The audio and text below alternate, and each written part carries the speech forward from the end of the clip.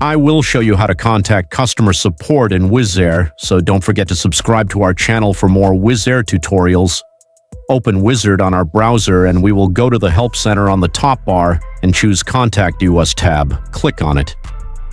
So here you have several options. You can chat with this media customer support, or you can see the self-service solutions.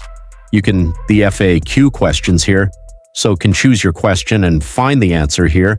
Or you can chat with me to click on Start Chat to start chatting through under there, customer support and help you with your issue.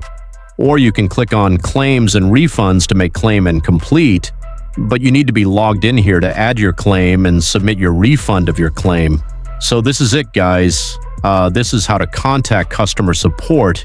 If you found this video, don't forget to like, subscribe, and leave a comment.